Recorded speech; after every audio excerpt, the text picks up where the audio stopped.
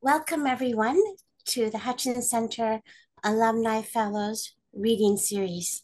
Today, it is my pleasure to introduce two distinguished fellows, alumni fellows, Matthew D. Morrison and Imani Uzuri. Imani Uzuri will engage Matthew Morrison in discussion, and then we will open it up for Q&A with the audience.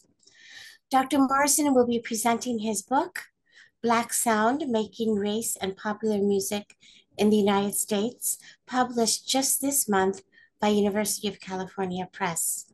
He is Associate Professor at the Clive Davis Institute of Recorded Music at the Tisch School of the Arts at New York University. The focus of his award-winning teaching and scholarship is popular music and sound, and following an interdisciplinary approach that encompasses music studies, performance studies, sound studies, theater history, American studies, legal studies, and Black feminist studies, Dr. Morrison considers how sound has been physiologically and psychologically embodied through popular music and culture. He also examines how popular sounds have become racialized, gendered, and sexualized over time, and which players contribute to the construction of popular sound and the power relations that shape its overall development and distribution.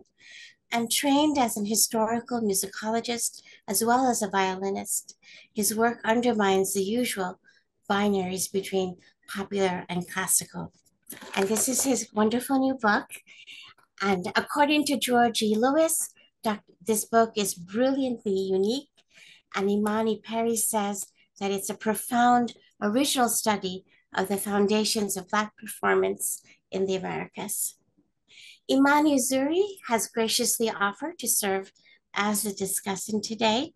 Raised in rural North Carolina, she's an award-winning vocalist, composer, librettist, and experimental ethnographer. She composes, performs, and creates interdisciplinary works for theater, ritual performance, chorale, chamber ensemble, sound art, and film. The focus is frequently on themes of ancestral memory, magical realism, liminality, Black American vernacular culture, spirituality, and landscape. Forthcoming is her experimental chamber opera, Hush Arbor. Thank you both for participating today, Matthew Morrison and Imani Uzuri. Would you like to begin, Imani? Yes, I would. I'm so excited to be here today. So excited to be here today. And so, Matthew, we're just going to get right in. Would love for you to introduce your brilliant concept, your theoretical framework for this theory and term that you've coined, Black Sound. Absolutely. Thank you so much, Imani Uzuri. I am ecstatic to be here, back with my Hutchinson family, Imani and I, as Krishna. Lewis has already mentioned here, so happy and glad to see Krishna, part of the family here. That we both are alum of the Hutchins Center and are very excited to be able to have this conversation about Black Sound. I'm very honored that the Hutchins Center would invite me to do so, and I'm exceptionally excited to have my dear sister and colleague and friend Imani Uzuri to be in this conversation with me. And so some of you here may be familiar with Black Sound in some way, and others of you may be learning about my work and research for the first time. And so something I would like to do is sort of to show you what I mean by Black Sound through an animation that I recently collaborated with Candia Labs, just to give sort of another perspective before we really unpack the sort of knotty threads of this concept, right? Just to give us a basic idea of how we might understand the way that the concept functions and continues to resonate today. The foundation of commercial popular music in the United States begins with blackface minstrelsy, the nation's first original form of popular musical entertainment. Blackface was developed during slavery in the 1820s when European American white men, especially from Ireland, Scotland, and England, darkened their faces with burnt cork, employed a broken English dialect, and developed a new musical form that combined their own European ethnic folk performances with their often racist interpretations of Black people, as well as their sounds and movements.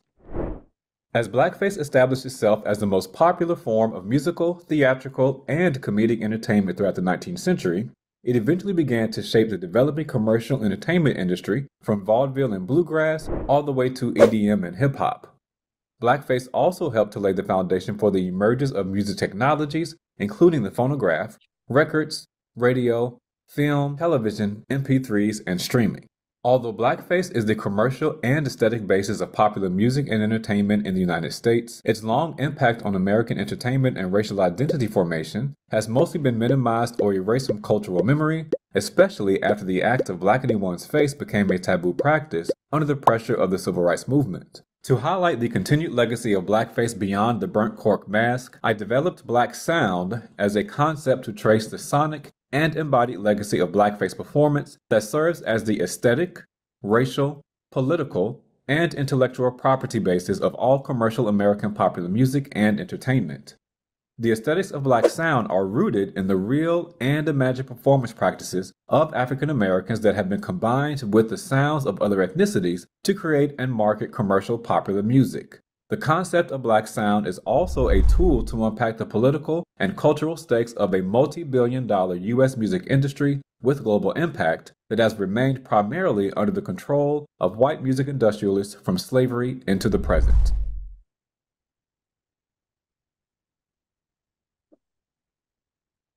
Well, that's a mic drop. Thank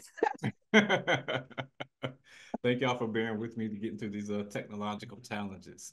But I'll just very quickly, just to emphasize my theory of Blacksound, I'll read from the introduction, just a paragraph here, where I define it simply, and then I'll give you just a bit of context as we then get into the conversation with Imani.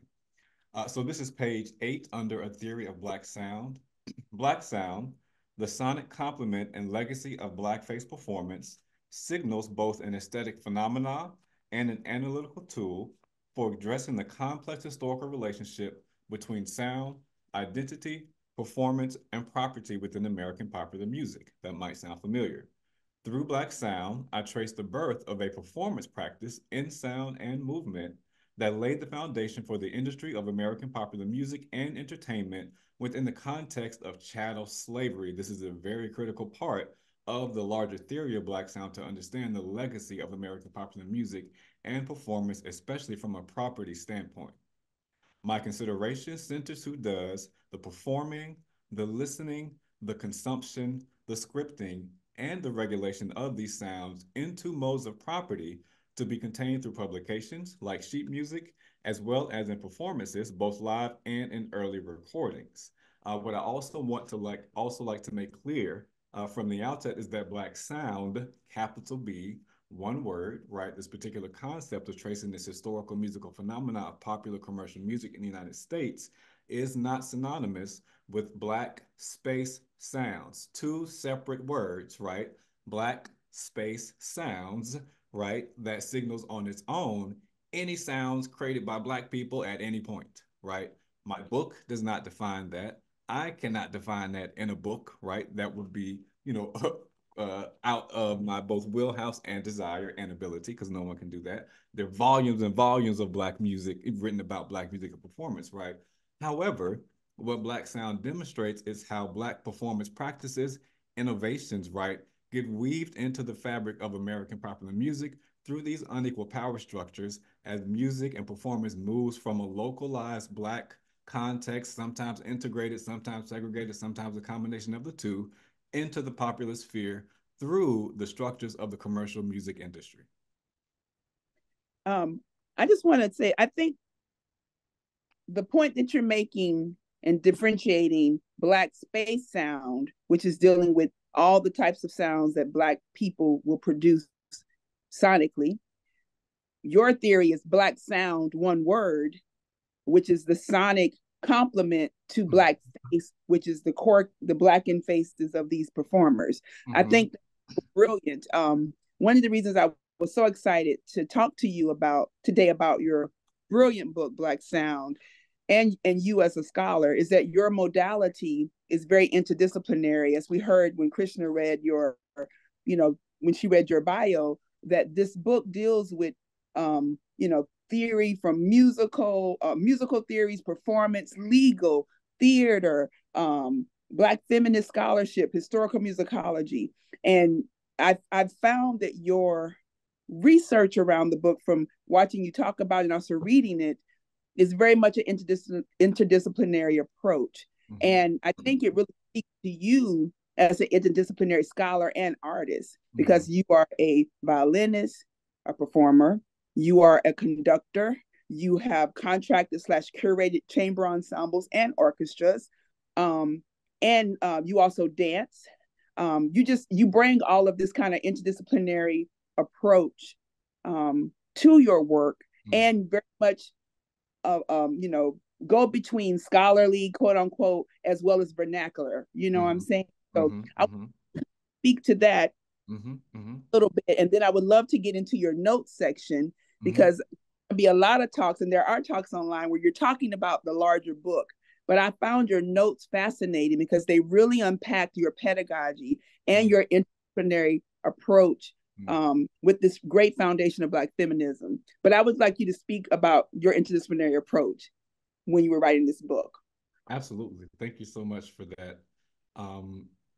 And one of the things that I read within that definition of Blacksound, right, is talking about the scripting, the performance, the movement, and that is very much informed by how I enter into theorizing, right? So for me, theory is not this sort of abstract thing that sits atop this high mountain that allows us to then better understand how lowly people function and work, right? So I don't think of theory, or at least my application of theory is not that way. The theory comes from the practice. Black Sounds comes from my understanding of myself first as a performer, right? Myself as a Black Southerner, right? Myself growing up in the AME church, right? Trained in various musical traditions, from the hymn tradition, right? From my very first music teacher, Miss Doris Jones, who was not a violinist or a string player, but was a keyboard player, but let me play, hymns along with her on the piano until we began to play like concert music together, right?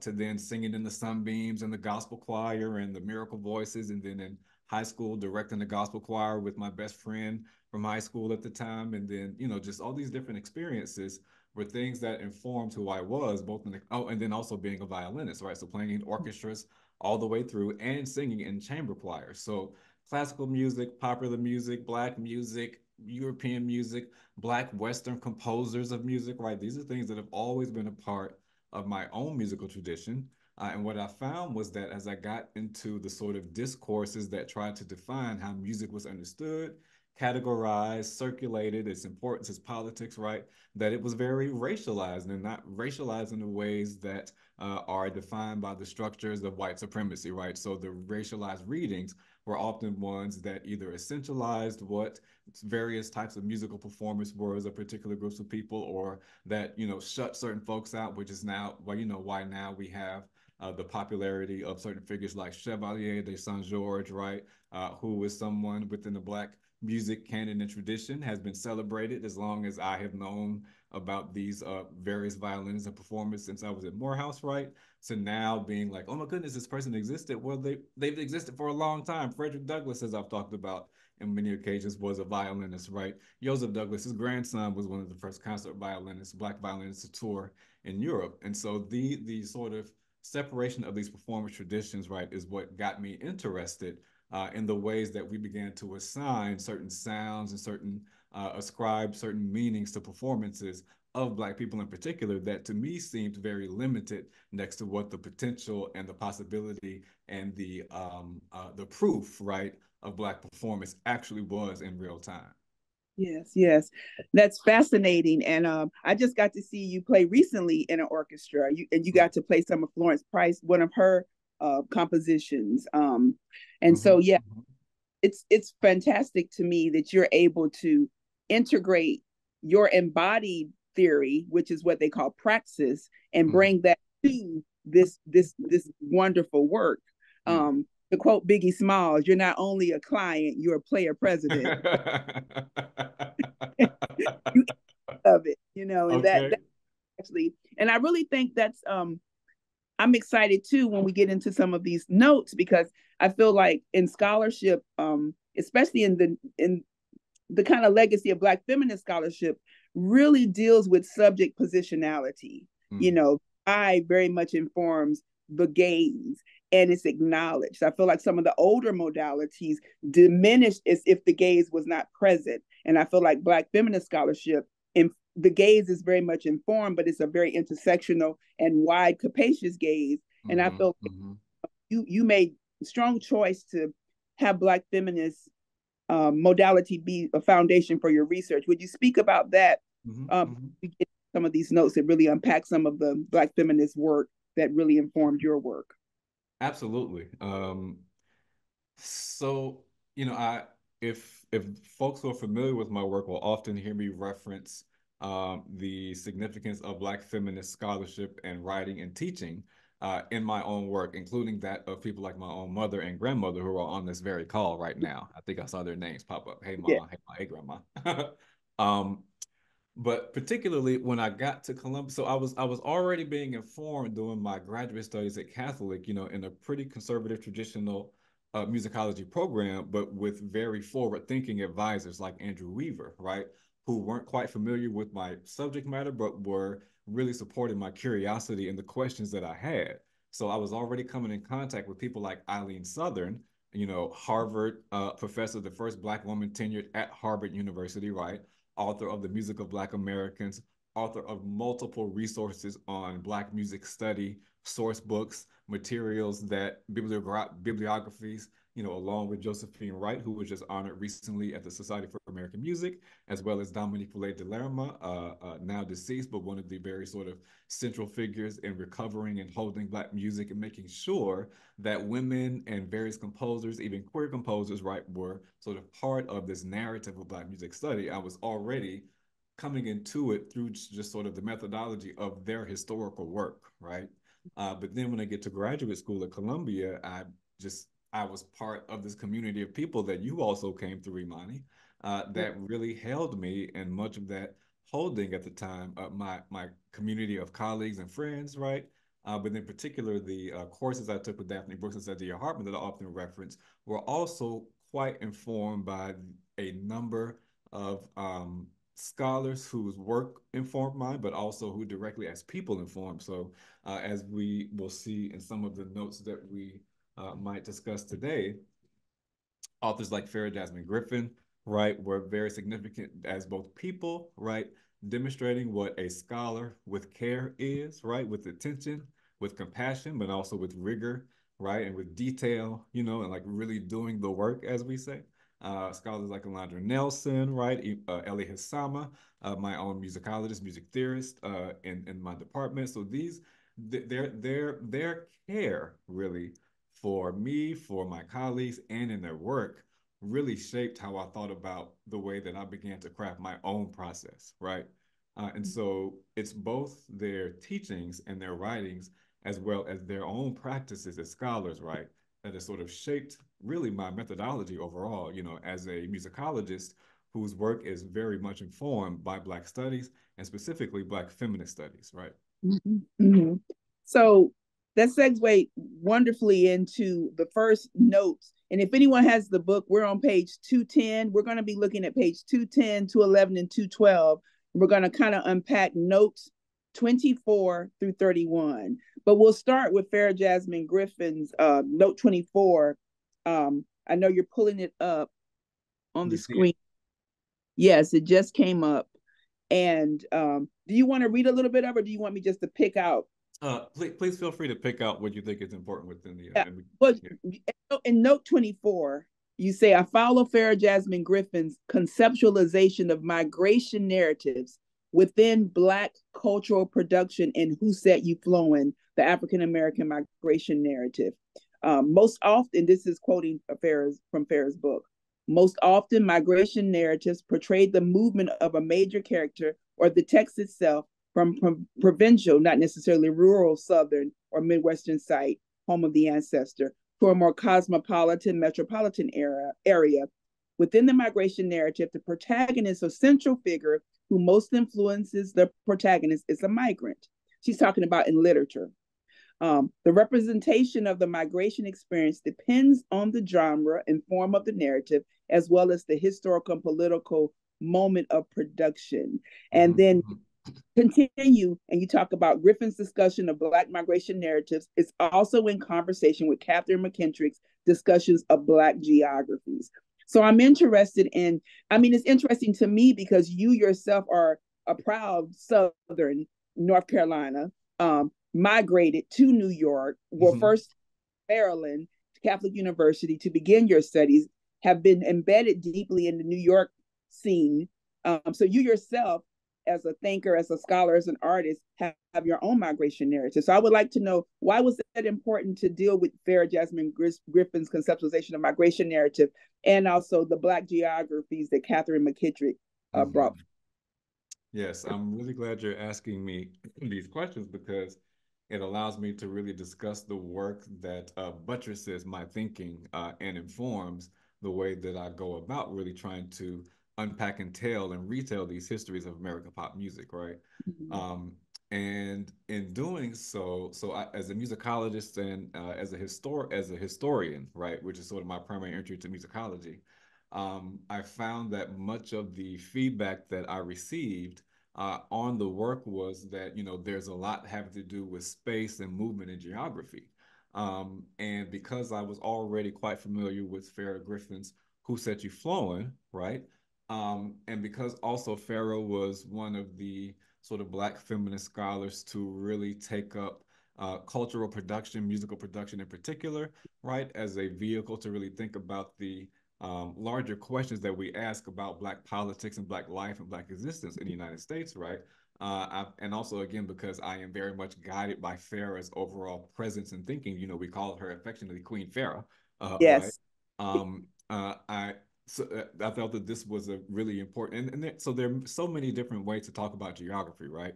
I could have, thought through Gilroy and the Black Atlantic and different components, and there are ways that Gilroy also finds his place in this work when I talk about the movement of blackface from the United States to the United Kingdom and what that looks like and how that sort of plays out. But particularly with Farah's work here, what really sort of resonates in how I think through Blacksound is how Farah locates initially, right? Griffin locates initially, right, these geographies, right, in the violence and experience of slavery throughout the South, but does not leave it there, right? And then wants to look at how the various productions, including literature, but also outside of literature, through musical performance, right, and through these other methods, also display the way that Black Americans have sort of developed new and reimagined ways of being and existing in a post-slavery context, but also in the wake of, to refer to Christina Sharp's formulation here, and it's Yeah. particularly like how those things are developed and reconceptualized as Black people move into urban areas, both throughout the South as well as throughout the North, and how these new sounds like the blues are developed in these new technologies and politics and geographic and cultural contexts, right? So for Mhm. me, thinking about the movement of Black performance as Black space sounds, right? The origin of American popular music in so many ways, even as it becomes commercialized and in many ways bastardized throughout its history, right? We still can sort of think about the ways in which music of Black Americans during enslavement, right, both freed and enslaved throughout the North and throughout the South, right, and the West and the Midwest, right. Think about the ways that the sounds created in their various local geographies, right, then began to sort of develop into these larger sonic narratives as they coalesce into the development of localized performances that are then informed by these commercialized sounds that are coming out of blackface, right? As they then move into genres that develop after blackface sort of disappears through things like ragtime and the blues and and early sort of hillbilly music and these other genres that become the foundation of commercial pop music, right? And so these migration narratives, allow us to really think about these sort of original musical and performance practices that then get developed through these other combinations as they, are moving with the people into these new areas. Mhm. And I think that McKittrick's Black geography is something that really resonates with me there. And I have to be honest and say that, I have been wrestling with McKittrick's work since a reviewer suggested that I use it, right, sort of as a way Mhm. to frame my larger idea. And what I realized, and, because again, there are so many different ways to think through these various ideas, right, that I'm trying to explore. What I realized was that upon, deeply engaging with the material, that I needed to think through it more. And so, Mhm. but even wanting to think through it more, it was informing my larger thinking about the different ways that we can account for, right, the disruptive and the rupture and the violence of slavery and Jim Crow on the sort of impact of the way that Black people's ability to exist in their localized context then get sort of realized in newer and new contexts, right? That sort of signal sort of new spaces and geographies of their own. And so that also helped me to think about the movement of Black sound from these contexts of enslavement, right, into a post-emancipation context, not Mhm. allowing it to be fully contained by the impact and legacy of slavery, but still showing how that history, right, then shapes the forward movement and the possibilities and Mhm. limitations of how American popular music really benefits or shapes or impacts the ways that Black people can both exist within the system, as well as how they sort of figure out, as they continue to sort of innovate in ways that drive it and set the basis for it at every stage of its continuous development.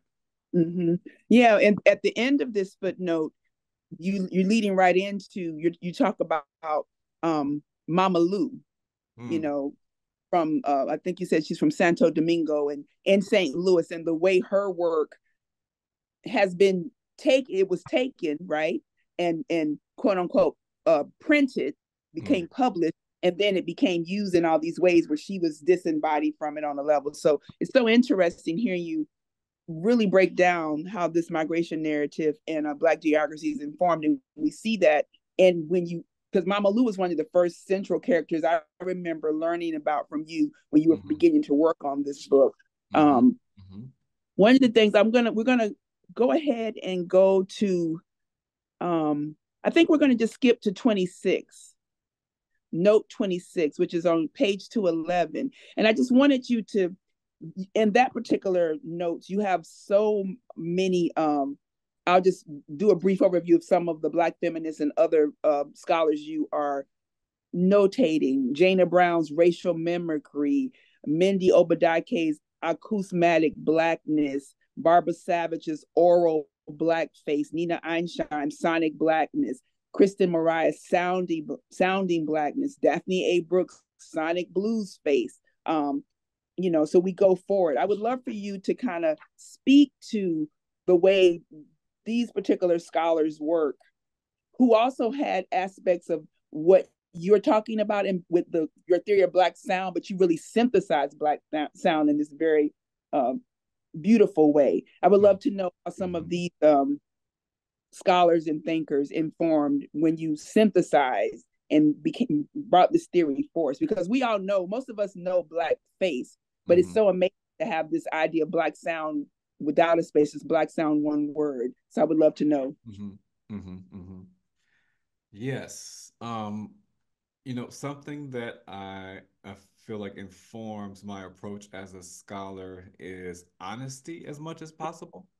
And I know that, within the neoliberal academy, where we are encouraged to develop new concepts and ideas that can then be sort of absorbed into the mainstream, that can then sort of, boost your. So these are things that are quite much a part of the sort of ethos, quite a bit, of professionalization within the academy. And that often leads to, individuals either being presented or propped up as, or themselves taking on this idea that, I created and did this whole thing on my own, right? So I Mhm. like to make clear from the outset that, first of all, Black Sound is, as you said, a synthesis of several ideas and histories and various ways of understanding the legacy and history of American popular music that are scaffolded, right, from work that has existed since the 19th century, when folks were studying Black music at that point, right? Black music becomes one of the first studied forms of popular music in the context of the United States, right?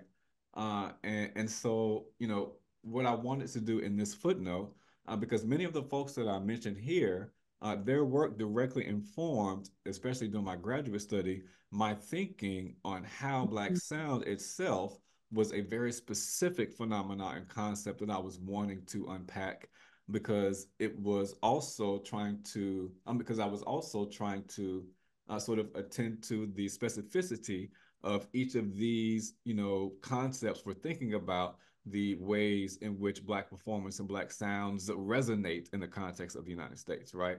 And so again, um, what I was attempting to do here in this paragraph. So in the dissertation, you'll find that these authors, quite a few of them, especially like Nina Eidsheim and Jana Brown, Daphne Brooks, and etc., are more, because in the dissertation, you're doing more sort of a literature review in many ways, right, of the material that's informing your analysis. For the book, you have to kind of move away from that methodology into really sort of telling a narrative and a story, so you don't have as much space in the text, right, to sit with all of the individual scholars and voices that informed your own work and writing. So what I wanted to do here in the concise and clear, right, footnote was to say, hey, all of these different ways of thinking about the racialization of sound in the United States, especially in relation to Black people, exist and have a specific meaning and should also be interrogated in relation to understanding Black sound, right? And so what I like to also make clear is that Black sound is not a catch-all term. It is a very specific phenomena that happens to engage with many facets of American popular sound, music, and entertainment, right? But again, Black sound should not be used as a placeholder for discussing any aspect of race and popular music. It should always be used, right, in conjunction with these other ways of thinking and understanding, right, how we sort of, again, conceptualize the larger impact in politics of American popular music and sound and performance. Yeah, hearing, when I'm thinking about some of these frameworks like racial mimicry or acousmatic Blackness, Black blues, what did she say? Black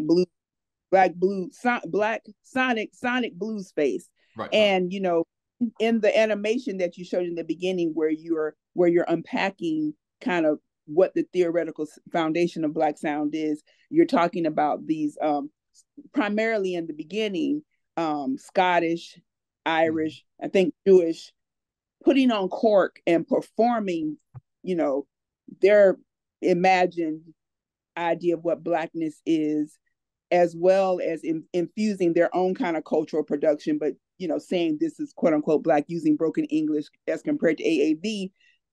And also some of them would also sonically do what you're talking about. They would try to mimic in their minds what Blackness sounds like through song. I would love for you to just unpack a little bit of that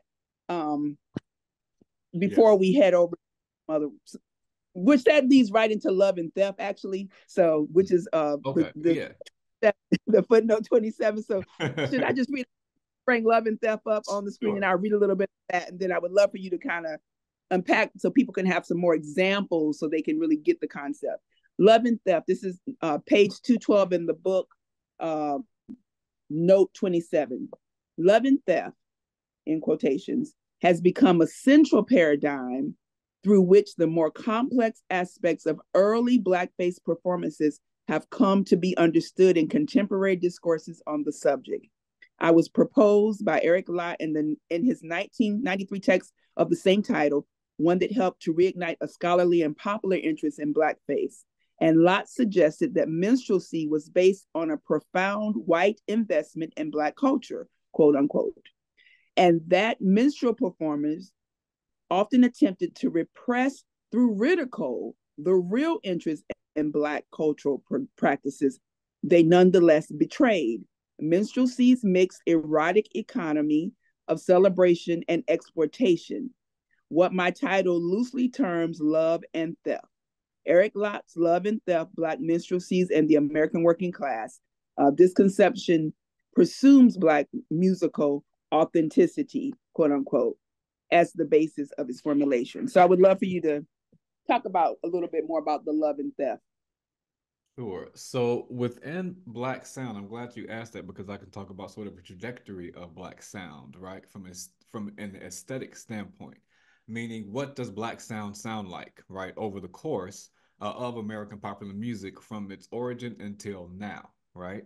And one of the things that you sort of pointed to here that is important within this formulation and trajectory is that Black sound is not one specific sound, right? It shifts over time, right? Because it is the foundation of American popular music from an aesthetic standpoint.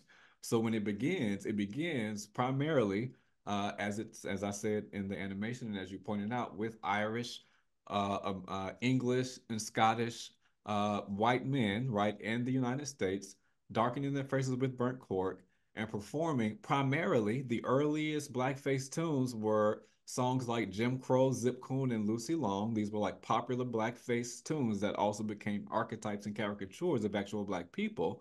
But the songs themselves, as they used, as Imani pointed out, like broken English dialect, much of which has been proven by linguists to actually come from, right, the impact and influence of the Scottish and Irish styles of English dialect in the United States throughout the South that also informed the ways in which enslaved people learned and spoke English, right? But they were caricaturing this as sort of a derelict, inability to, speak properly. This became the sort of the sonic lyrical component of blackface, right? To stereotype Black sound through lyrics and Black speak, right? And then at the same time, the actual sounds that went into these early blackface tunes were Scottish and Irish and English folk tunes, right? But then these Mhm. tunes were remixed and reinterpreted by white, what's happening here? Why is stuff popping up? Um, these sounds are being reinterpreted, right?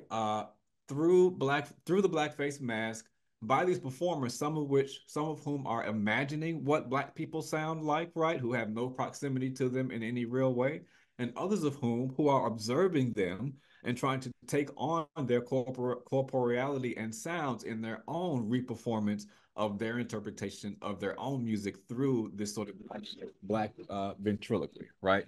So that is the sort of earliest stages of Black sound as the origin of American popular music out of blackface. But what happens is that the more that the localized sounds of Black people become to be integrated into the developments of American popular music, right?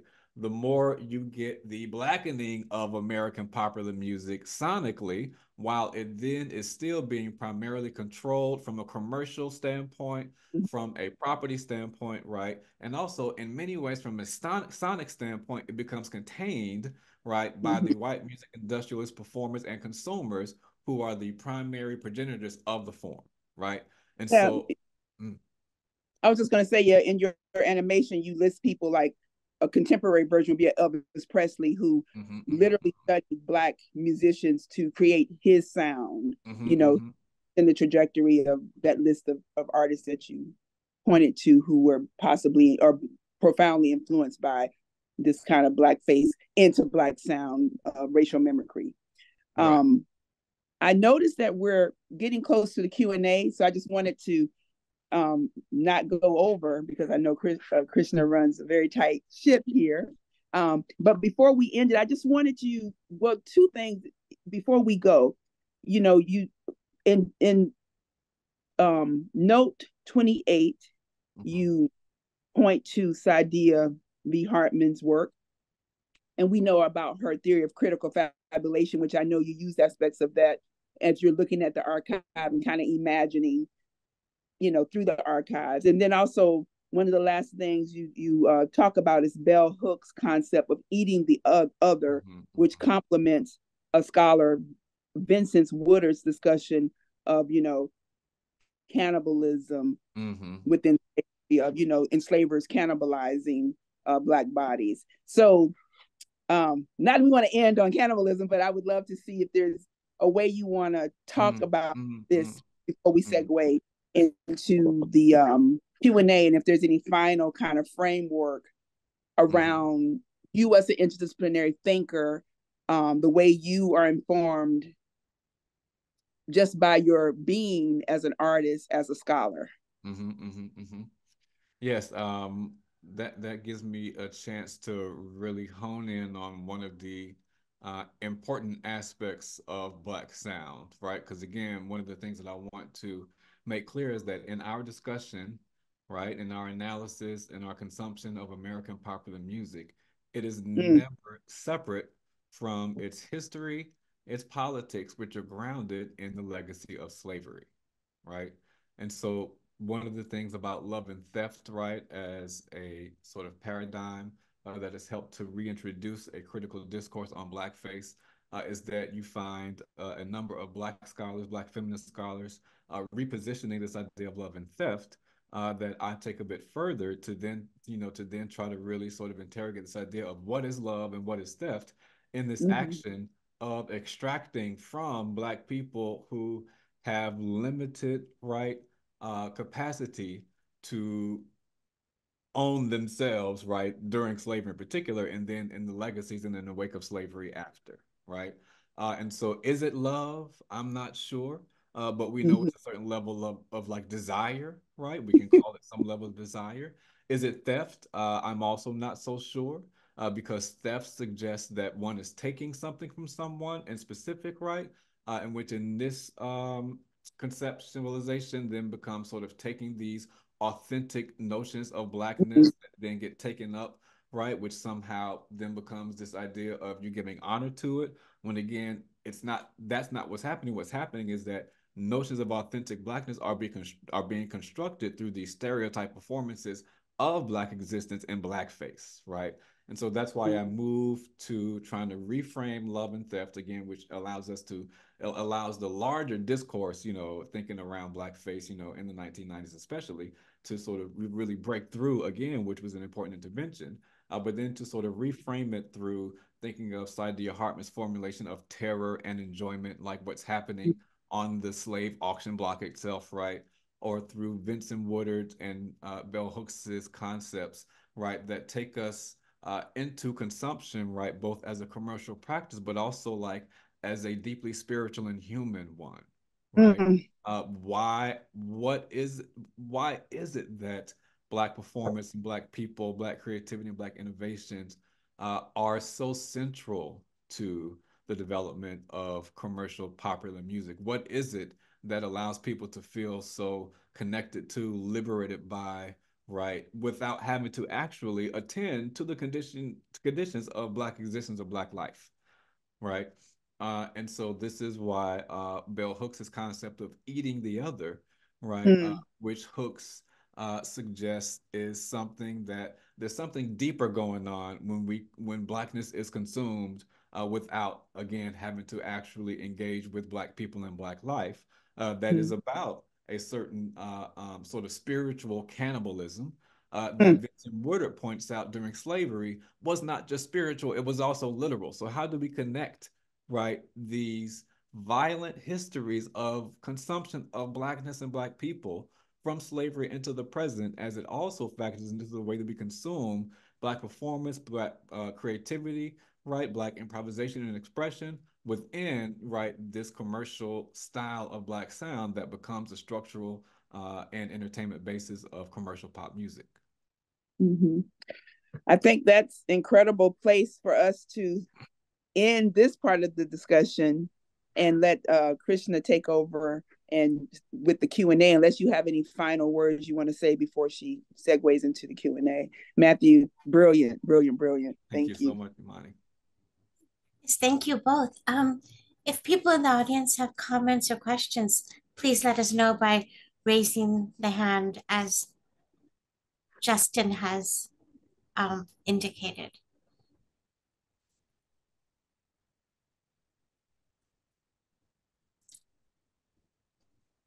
While you're thinking, I have a simple question. As you say, Mama Lou was one of the original figures in early American music. But also you have said in the introduction that Quote, her performances were ephemeral. There's no record that she published her own sheet music, and detailed written recollections of her scarcely remain. So, can you describe your archival journey to Mhm. find her and to demonstrate her very strong influence? Of course, part of the influence is occluded by white appropriation. So it's Mhm. a complex journey to find Mama Lou. Absolutely. Thank you for that, Krishna. So Mama Lu is a figure from the 19th century. She was known as one of the most popular entertainers in St. Louis in during the Gilded Age at the turn of the 20th century, 1880s, 1890s. And what's important about that is that St. Louis was one of the epicenters, right, of American commercial entertainment because it was also a major port and a major thoroughfare between the west, the south, the north, uh, east, west, north, south. Yes, major thoroughfare between these various areas. And so, within areas that were highly developed, such as St. Louis, you also had right time for leisure and people who were coming looking for entertainment.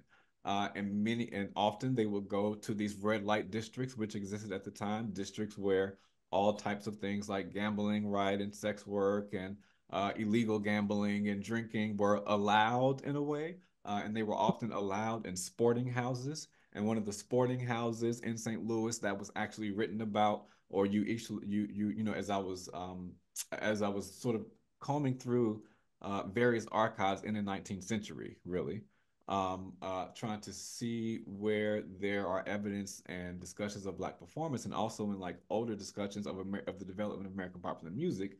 I saw that the this particular establishment in St. Louis, right, became a central place that many folks traveled through seeking entertainment, right? And so, as I began to then look into this sporting house in St. Louis, and then you get to see names that come up in different areas, and I'm like, no, wait a minute. Who is this Mama Lou that keeps being mentioned as one of the primary entertainers, right, in this, famous 19th century St. Louis sporting house?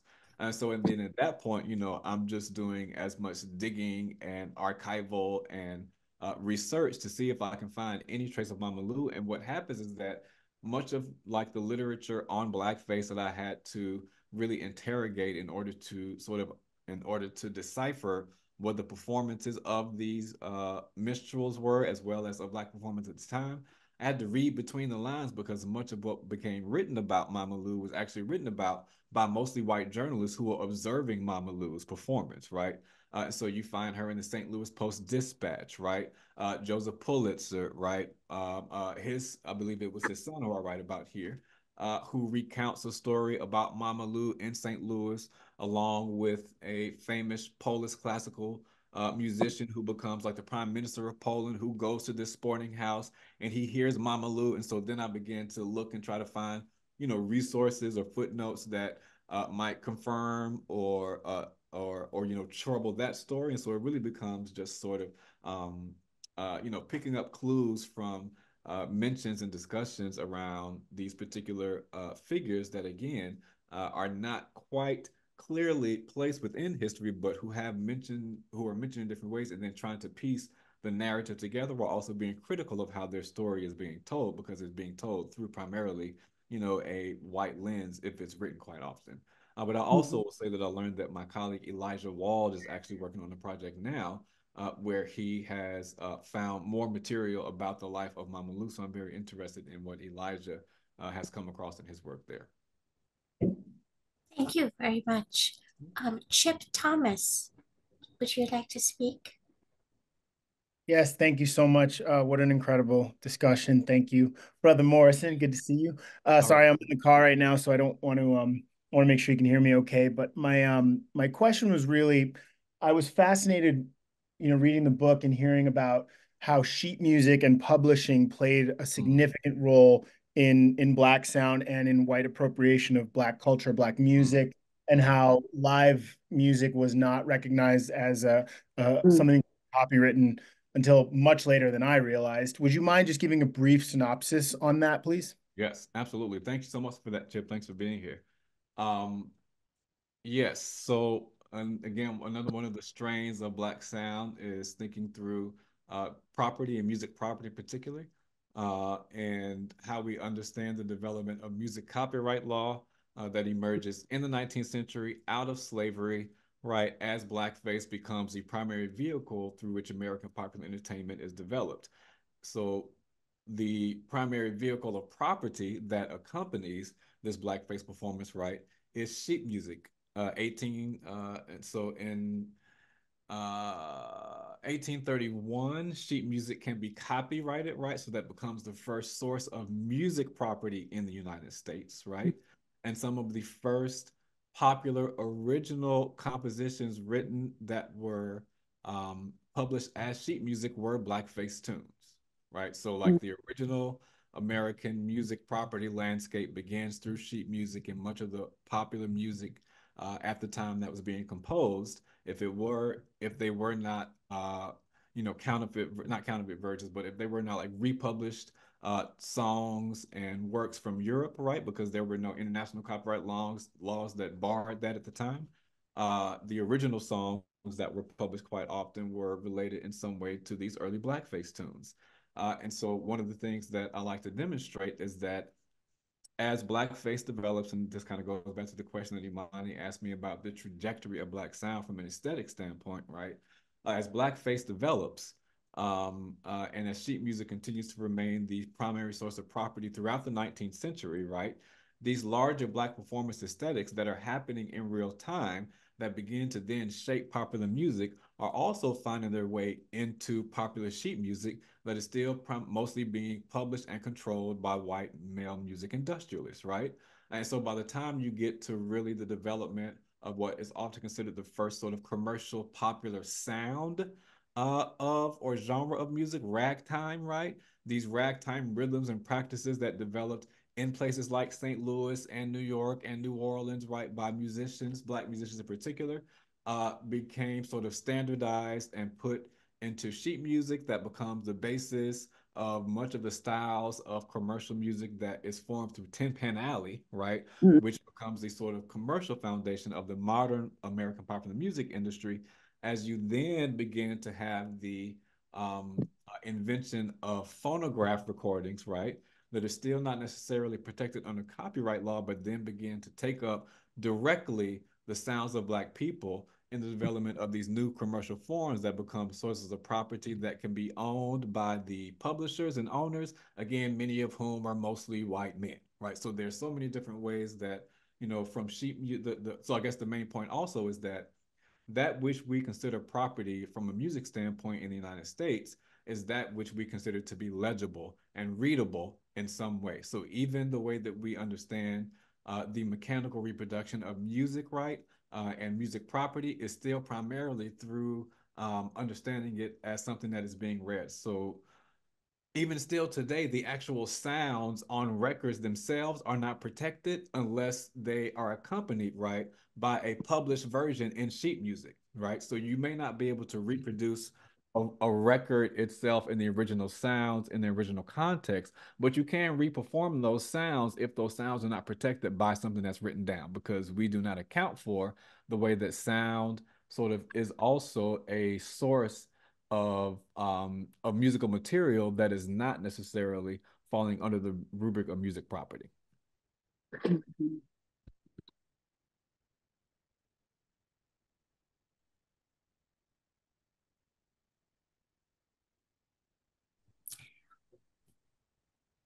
Tiffany Flores? Tiffany Florville.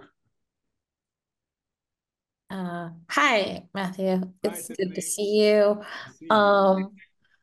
I had a quick question about sort of transnational contours of Mhm, blackface, mhm. and sort of maybe if you can elaborate a little bit more about that, especially within the sort of Anglophone tradition. Yes, yes. Thank you so much, Tiffany. So nice to have you here also. Sorry we're not in person, but we're gonna work that out. Um, so I should first of all say that there are books written about blackface in the transnational context, right?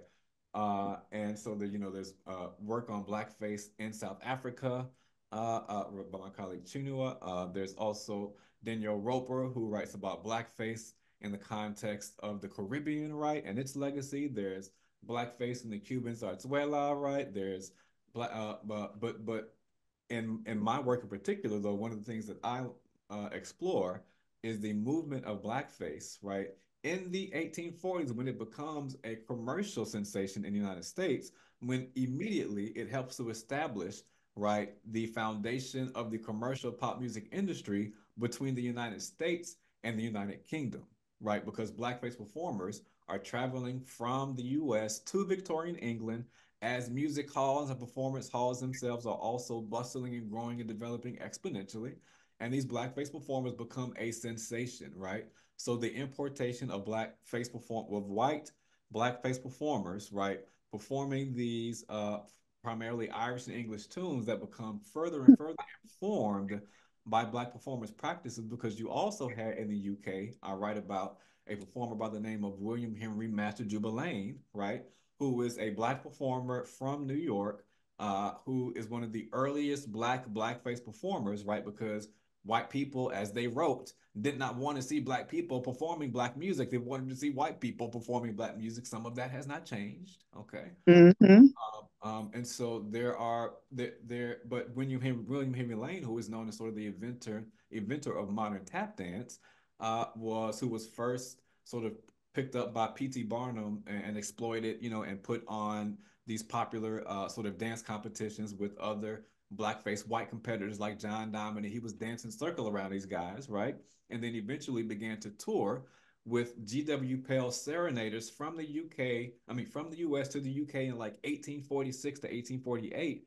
And he was written about all over the place. He's performing at London's Vauxhall. He's performing for royalty. He's performing for the Queen. He's performing for, like, literally, this is Juba, this blackface performer who is both sort of ragging, right, on these white interpretations of black movement and dance while inserting his own, right, innovative practices that becomes even more sensational to these performances. So then, from 1840s until you have this back and forth exchange, right, of black or imagined black performances and sounds that directly influence the development of the sort of sonic landscape of popular music in the UK. So the Beatles are not the first, right? Mm-hmm.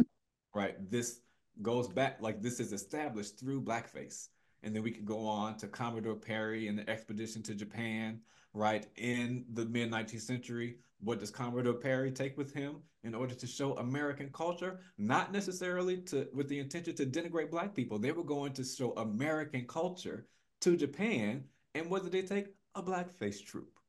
So as early as the mid 19th century, the sort of Japanese perception of American entertainment, right, is this distant ventriloquy of blackface performance that also inscribes how notions of racialized existence of black people specifically exist in this context, as their then innovations become to be seen as something that doesn't belong to them as human being creators, but as sort of proxies for a certain level of their own personal enjoyment that allows them a certain level of personal freedom, expression, and community building, even as we can continue to see in many ways internationally today.